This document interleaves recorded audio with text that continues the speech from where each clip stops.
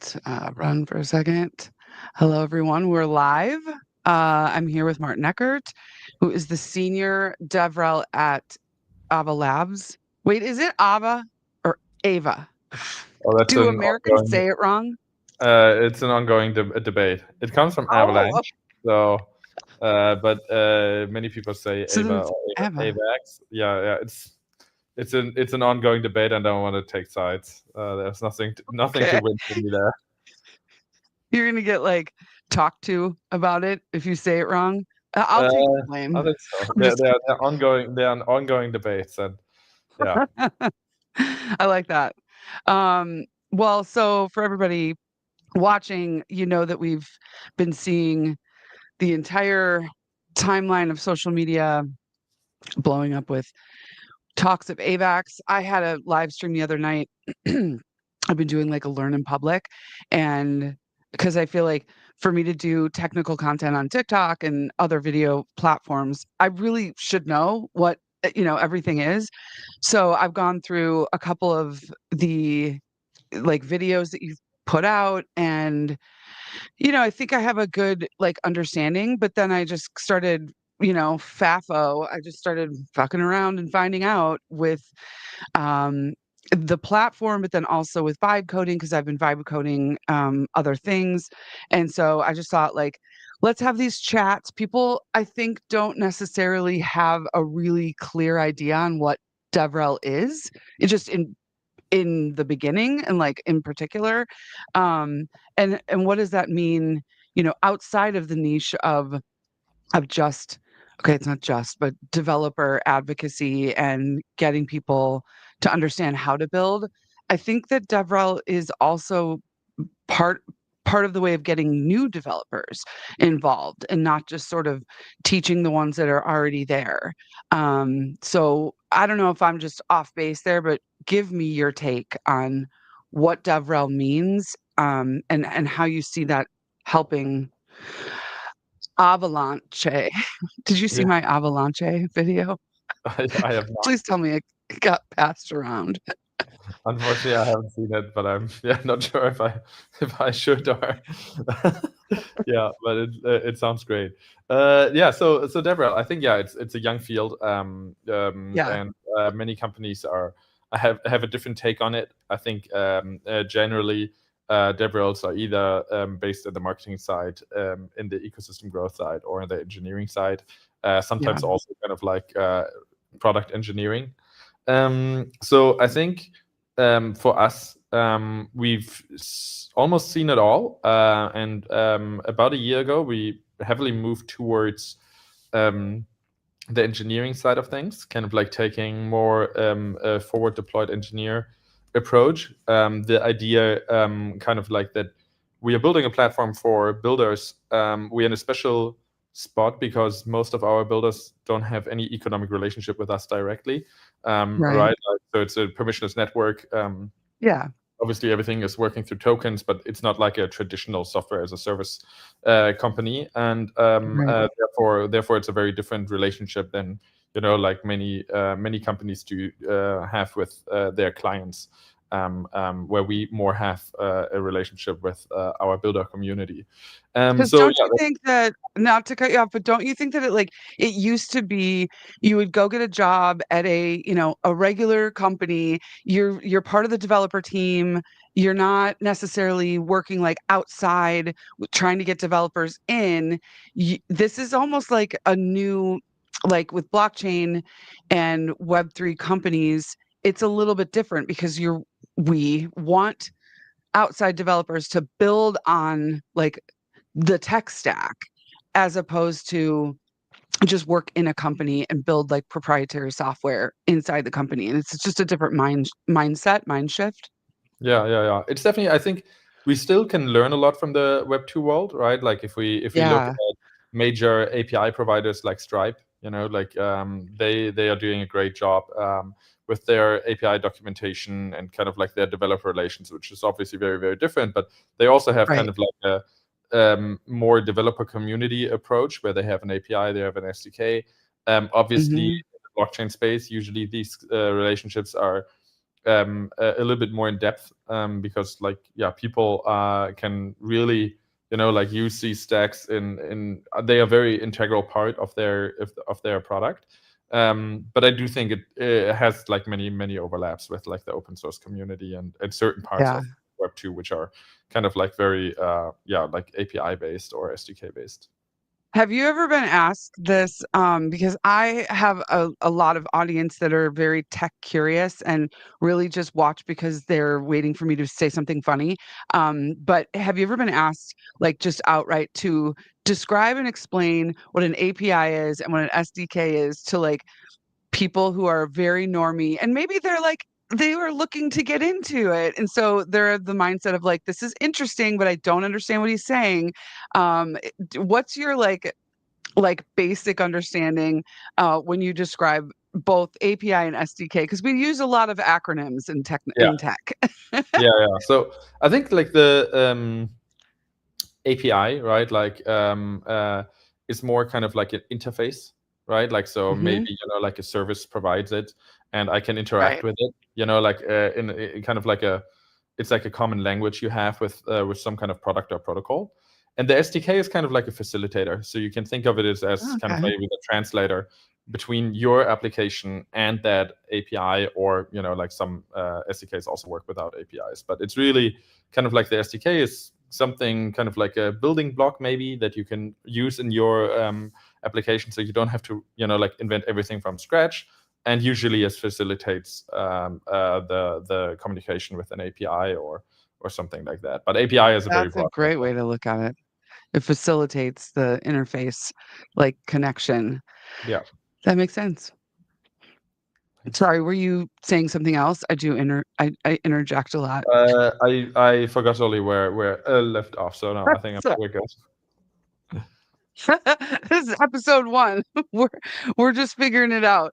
Well, okay, so how does somebody utilize we can even like go to the, Avalanche site. You can tell me where to go to get all of this. I'm sure it's super super simple, but if somebody was looking to build something on Avalanche, where do they go to get the API key and information from that? Yeah, sure. I can share my screen. So Yeah, you do.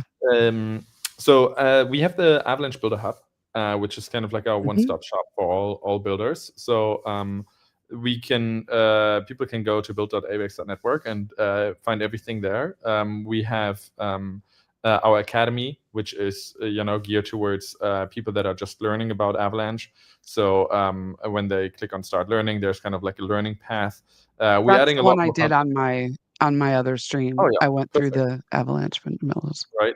We're also going to add an entrepreneur academy, kind of like more geared towards business folks that want to Oh, start that's a good. company in blockchain. There's a lot of stuff to know about. Like the space works very, very different than others. We also have our documentation, right, which is more like a reference. So people that already know what they're doing. Right. They can go here and look for specific pieces of information, but really like anyone who's just entering should go into the academy. And then kind of like for builders, we also have our builder console, which is basically everything builders need in their day-to-day. This can look overwhelming, like at start, like all these tools. So what we've actually done is we embedded most of the tools in our academy. So basically, the tools that I just showed in the console, the developers will learn them kind of like step by step in our Avalanche Academy. And then once they are well versed how everything works and everything works together, they can just go to the console directly. So they don't have to dig through the educational content and follow the steps in this console without like the context that they don't need then anymore. Yeah, this is kind of like the basic offering. Obviously, there's a lot beyond, kind of like the tech stuff. We have events where people can join us. We have obviously a lot of grant opportunities from accelerators to our programs InfraBiddle. Also, third-party integrations. You might want to leverage lots of SDKs and APIs there. And then just like some general stuff, a blog where people can stay up to date, and stats where they can look at the network and see kind of like how the activity of the network is evolving, and kind of like what's possible. For example, this one L1 here that hit 821 million transactions just in the past months, which is pretty crazy. So yeah, lots of stuff here. Everything at build.avex.network. Yeah, we consolidated a lot of the offerings. These were scattered across many websites. So super excited to have this all come together in one place now. Will you tell everybody, like, what is the, we'll go back to that in a second. What is the, like, silly questions, but like, what's the point of building an L1 as opposed to really anything else? Like, we know about high throughput and the speed and everything, but like practically, like, what am I going to use an L1 for? And maybe let's stick to like small business as opposed to Toyota, right? Yeah, of course. So there are many different ways to build with blockchain tech, right? Like the most straightforward is, like you just build your application and you deploy on a public permissionless blockchain. And this will work for the majority of the applications. If you have a few users, if you want to have high composability with the existing ecosystem, let's say other DeFi apps or so, that totally makes sense. And anyone who wants to do that or has a use case like that, we encourage to deploy on our C chain, on our primary network, right? Which is one public permissionless blockchain with 1,000 validators in the Avalanche network. But on the other side, right, like then there are some use cases that are just not suitable for it, right? Like for example, especially like in the gaming industry. Yeah.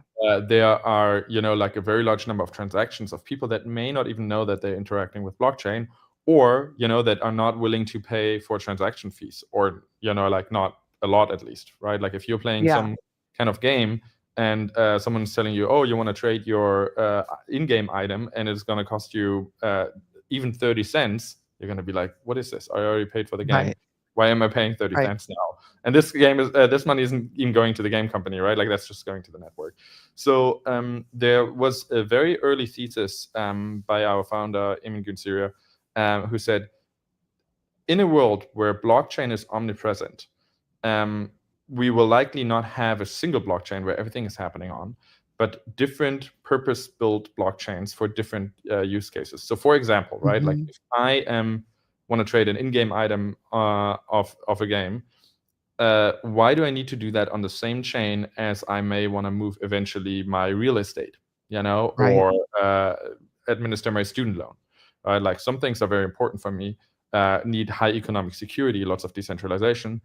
Other use cases may not be as critical for me, like a $5, $10 in-game item, maybe not as critical as my real estate, right? And I'm probably also going to be willing to pay different levels of decentralization, right? Like, because nothing is for free, right? Like, obviously, it would be great if everything was for free, but decentralization, economic security, that all costs something, right? Like, if it was for free, every chain would have it.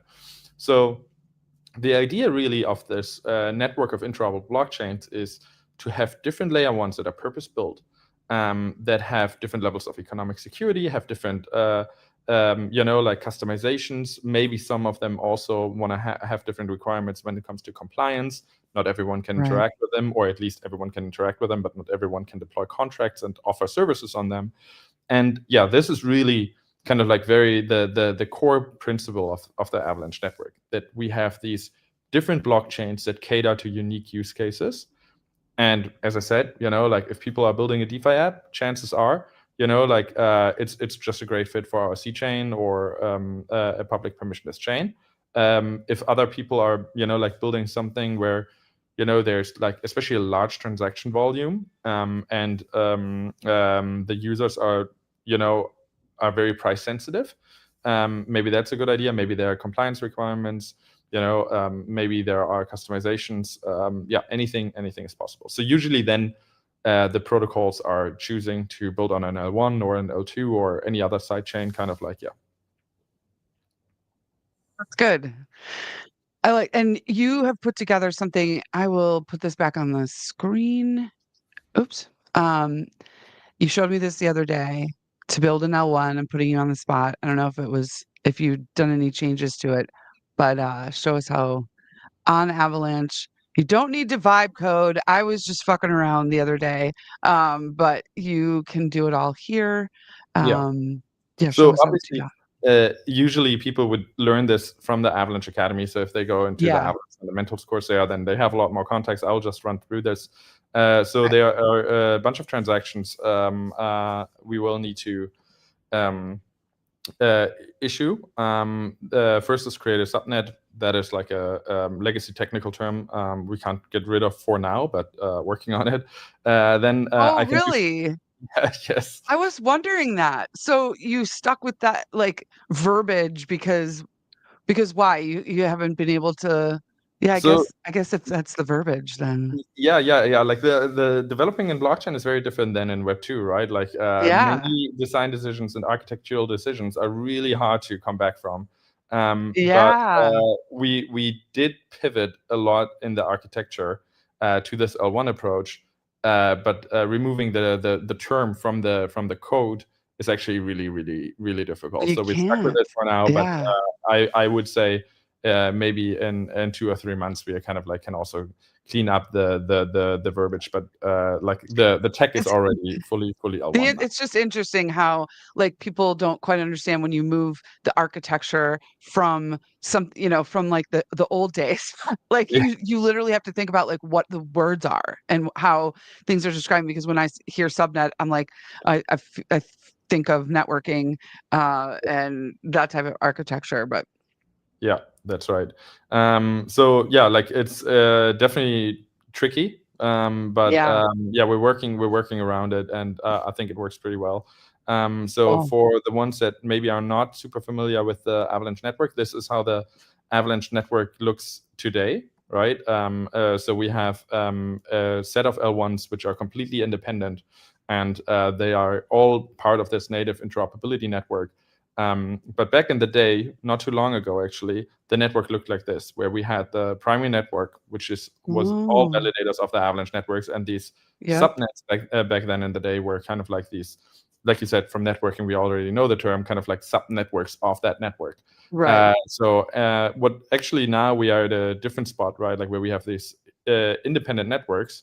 And the subnet, you will see actually the step eventually is to convert the subnet to an L1. So we will do that all in Gotcha. minutes now. But yeah, like the idea here is that in the future we will just have the flow is not create a subnet then convert it, but just directly create an L1. But you will see in a Yeah. minute, this is like we are optimizing for 20 seconds in the creation process, which is a one-time event. So the engineers are not super excited about optimizing for that right now and more digging into performance stuff, which totally makes Sure. sense because it Yeah. doesn't Yeah. yeah. So the next thing we can think about for our L1 is right, like for example, like do we want to impose any permissions on it? This is obviously optional, but like this is a classic one, right? Like, do I want anyone to deploy smart contracts on my chain, or do I want maybe anyone to interact with the chain, but like only myself and my partners are gonna offer services on that chain, right? Like, so especially like financial institutions are very sensitive about this. Let's say there's a large financial institution, they want to offer something for their clients or even anyone, but they don't want to have like someone deploy their NFT collection on the chain or Tornado Cash or whatsoever, right? Like, which could Right. get them into trouble.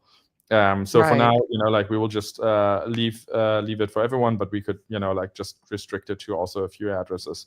But we will just leave it for everyone. Obviously, I can do a lot of the tokenomics. I can have USDC out as my gas token. I can have my own gas token, whatever I want. Do a lot of configurations, but as you see, no line of code written so far. So I will just click that button here. I don't think that people see, but my wallet opens when I click it, and then I just issue a quick transaction, and now the chain was created successful. So the next step now is, now kind of like my chain is recorded kind of like in our chain registry. Doesn't mean it really exists, like there's only the record Right. of it. So the next thing we want to do is we want to create launch a node for it. There are basically two ways, like people that are familiar with Docker, they can just use the stuff directly on AWS account or whatever they have on their own machine at home. But we also kind of like to have people get started pretty quickly. We also have these hosted L1 testnet nodes. So I'll just that's cool. Yeah. So really easy. No Docker, nothing. I just created a node here.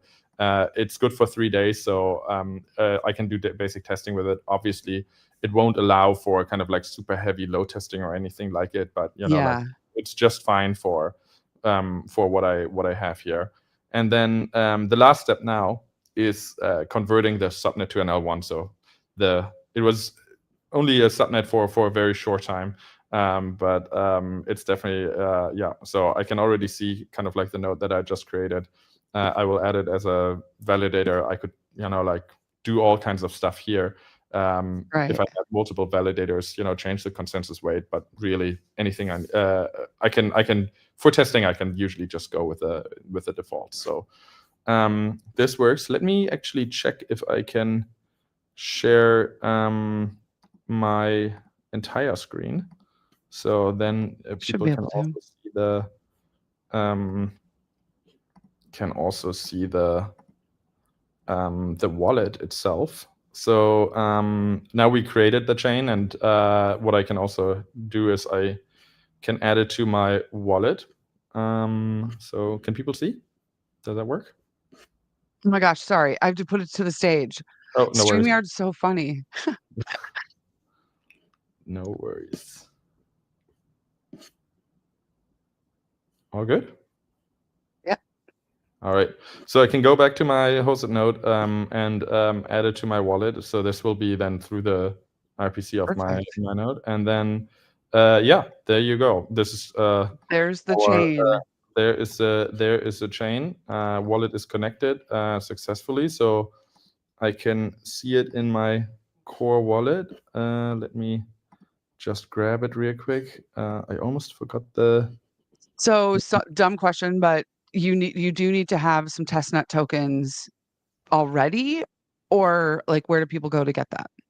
Yeah, so you do need some testnet tokens, but you can just grab them from our builder console right here. Okay. So cool. you can easy. You just need to sign up for an account, which is obviously free. And then you can just click here. For example, I have 120 pchain AVAX. You just click on the thing here, and then now I have 122. So we will drop you 2 AVAX. We're rich. Yeah, and a bunch of others. So should be pretty straightforward, I'd say. Yeah. So and really now I'm also connected to my chain. So I don't think it took us more than a couple minutes to spin up our L1. It's here. I have all the tokens. I can send them anywhere. It's fully functional. So I would say I like the way Core Wallet looks, and I'm not just saying this because I'm like involved here with AVAX, but I like the UI with all the way that looks as opposed to a list. It's in a boxes. I don't know. I like it better. I think they actually also doing an even nicer UI upgrade, which doubles down on a lot of the things and abstracts a lot of the complexity even further away. So super excited for that upgrade. That's good. I know you have a hard stop in 6 minutes, well, 5, so that you have time to get over there. What's next for like hackathons? My like opinion on hackathons is that it's just a lot of work, maybe not necessarily a lot of ROI, but are there online things? Can people go and not just learn, but submit different things? Is that sort of like in between, like you learn the stuff, you build something, you're not necessarily ready for like grant submission, grant application submission, but you want to submit something to a hackathon and see, what's going on there? What's next for that? Yeah, so I share everything you say about hackathons. I'm not sure if it's like always productive for participants or the host. So we moved away a little bit from the traditional hackathons, and we started doing is kind of like more 4-week online programs, which have kind of like multiple submissions during the program. Meaning there's not like, oh, everyone locks themselves in for, like a weekend and doesn't sleep and, only eats weird food or anything, right? Like it's more like okay, like your life goes on. It's a 4-week Right. program. Then You can eat at home, yeah, make your own food. yeah, eat healthy, get your sleep, and then like there's like different submissions. Like during that 4-week program, we I think there are 3 submissions. And then they're kind of like intermediate winners, but feedback, and everyone is encouraged to carry on. And yeah, it's more like a much more sustainable way of like connecting with our builder community, because otherwise it's similar kind of like how exams worked back in school. Like it's like, oh, damn, I need to learn for like like it's in and out, really, like just like 1.5 days. And it's stuck to, that's not the right word, but I'm going with it. Like it's stuck to like locations, and you have to get yourself to the location. And so that means the hackathon organizer is like really only getting those particular people, as opposed to like you can have 10x that amount of people submitting through online types of things. And yeah. Last question is, how do you feel about vibe coding? What's your stance on, like, I have a different definition of it than a lot of people do, but do you like vibe coding? What do you think? What do you think? I think it's great for prototyping. I think Yeah, it still has a long way to go for production level software, but it's really right. great for like getting to know a stack, just playing around with it. So Right. really love it for that. And people, I think it really lowers the barrier of entry. Yeah, I think the most important part is like looking at what code is actually created, and not just refreshing the browser and see if it works. Right. Because Right. otherwise like you're somewhat disconnected. Maybe we'll get then a couple of years that we like just all program in natural language, and then the code is kind Yeah. of like just an abstraction layer of it. Yeah, we'll see. Well, and it costs money. So whenever I've been doing like the Learn in Public, and I built just a couple of like really basic things to show people, but I'm like, unless you have an understanding of just the basics, or even like how to deploy in Vercel, because you start saying stuff like that and they're like, what? I'm like, you don't really understand. Like people keep saying all these things like, you don't need any coding experience. You can just like, build a software application that, gets you to $300,000, annual. And it's like, wait, what? No, you have to know like the basics, and how to even deploy it and test it and all of that. And you're not going to be, a software developer at the end of it. but it's cool. Like, and it costs money. Like for me to have Claude Code, which I've now switched to Grok Heavy, it's very expensive. Like people don't realize, like you Yeah. don't just go do it and it's like this free thing. So anyway, it's exciting. Let you get to your meeting. I'm gonna go on a little bit. I'll show some more of the Avalanche Academy, and then this was a success. Thanks, Awesome. Martin. I am excited about just doing more content and getting people excited about building on Avalanche, because it's Awesome. simple. Like it's so That's what simple. we're going for. That's the easiest thing I've seen. What did it take you? 5 minutes? It was Yeah. great.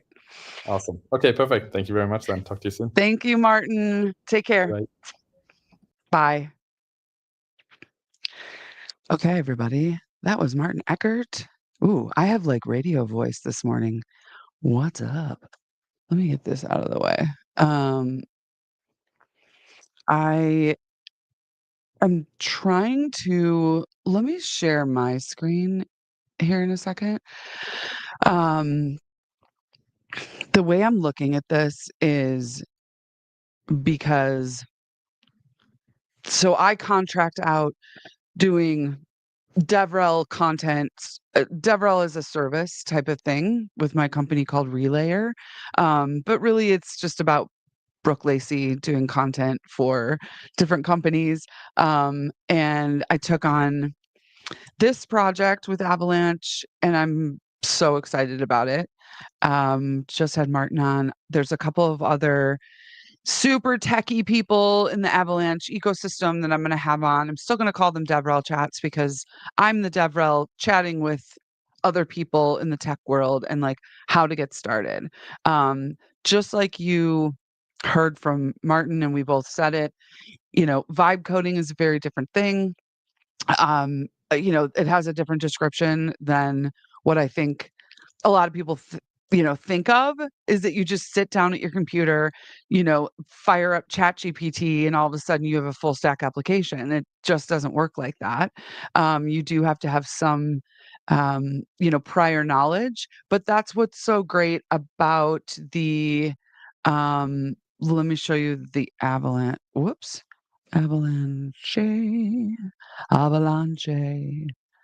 I don't think Martin's down with my description or my singing. Share screen, developer hub. I don't think I want to share the audio. Add to stage.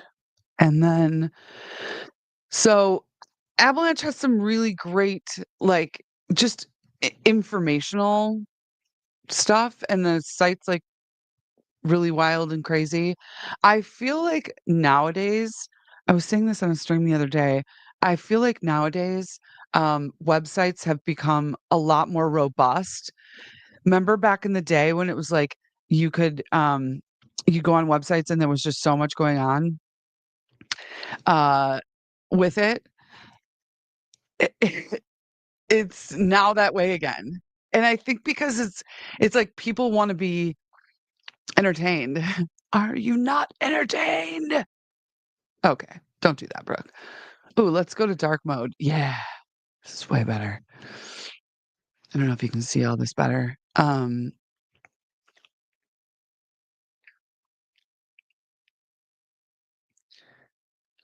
know what is going on with my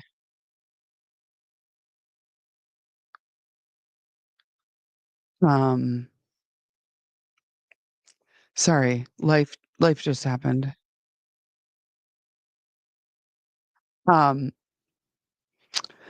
so this is just the main like avax.network, and kind of just explaining all the things that you've been hearing about on Twitter. You can actually come here and um you know get started with us.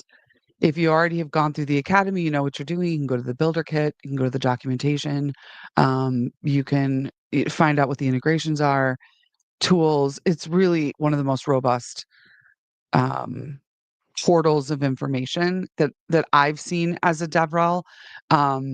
And when I'm going to do any type of like technical content for a protocol for a company, this is my first place to come before I even agree to it. Is where's the information that I can then relay in a really, really uncomplicated way to my audience. And so then you come down and you can, find out about Codebase. This is one of the better incubators in Web3. This is what we were just talking about with hackathons and the Innovation House. Um, and you can learn more about Codebase there. I think that's something you need to look at after you've gotten something built. Um, And then there's also the foundation grants. Pretty sure, these are incremental. So learn what you're doing here. Whoops. Then talk to Codebase about an incubator, and then you're going to do, the foundation grants. Don't think you're just going to walk in and, all of a sudden get a grant. Um, and of course, with students, I'm technically still enrolled as a grad student right now, so it gets me in places. It's kind of nice. And then just more information about what's been built. And then these are great. These are great blogs. Like, I'm super impressed in the way they've done this, because you can't get to a certain point with what you're doing in a project without this kind of information to be able to go through it. So, um, and then it's all up here. But let's go to the builder kit. So you have avax.network, you have the builder hub. So this was just a link out from that first page. And then I think I have this on like max zoom so you can see it. So this is where I started um, yesterday or whenever that was that I started building stuff on my machine. You can also hit their GitHub and they've got these ready to use components. So you're not starting from scratch, you are utilizing their downloads. You can go to the faucet and get your um, well, this code is for you to implement in your own project. Um, so it's great because there's just all of these snippets.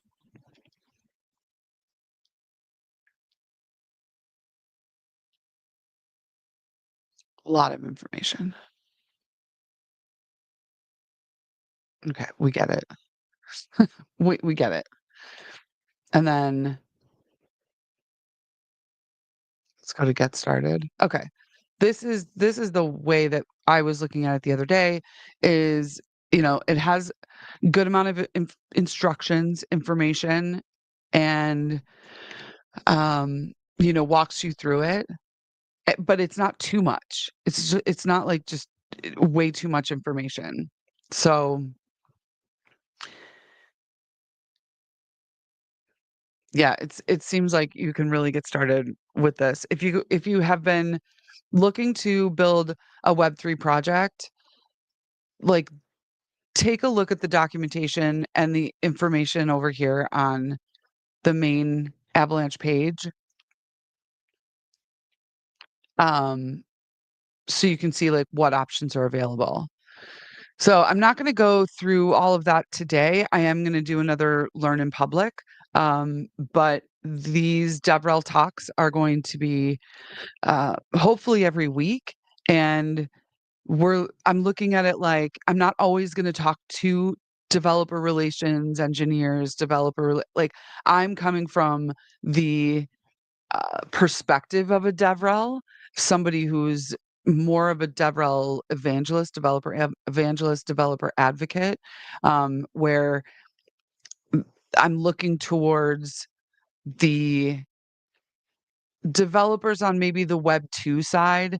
And all that means, I know in like the degen world, Web 3 is this like, you know, uh, this place that we all live and it's kind of this, zeitgeist, but really it's a description of the third iteration of the internet, which is, you know, which is blockchain and ownership and the network effect of blockchains. So when I talk about like getting Web 2 developers, that just means that they're developers that are building on an older tech stack and need to understand what it's going to take to get themselves technically into the new tech stack, which is going to get them into Web3, if you will, start building things within Web3.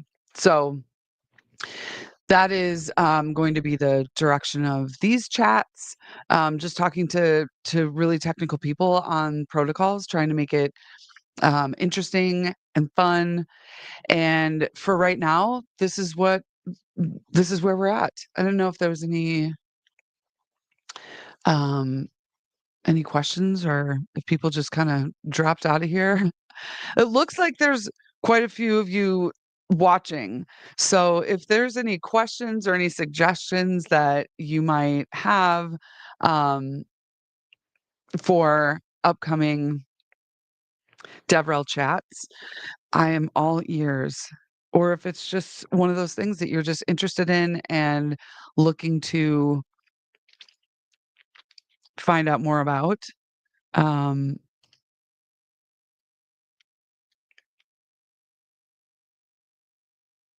yeah, I did not get information about like what else we wanted to talk about. I think the stable coins I'm going to talk about next and like what does that mean for the Avalanche ecosystem. But for right now, we just want people to really think about what it takes, what's required, what documentation is available to take your project and build an L1 from it. So I'm going to sign off for now. Life is happening all around me, so I'm going to probably do a learn in public later today. Go through actually instead of like my vibe coding or whatever on my machine, I'm going to go through what Martin showed us and build the L1 from that. So stick around for that later, or I guess be on the lookout for that later. Thank you all for watching. This is really cool. I'm excited to do more of these, and hopefully you'll join me in the next one. Thank you.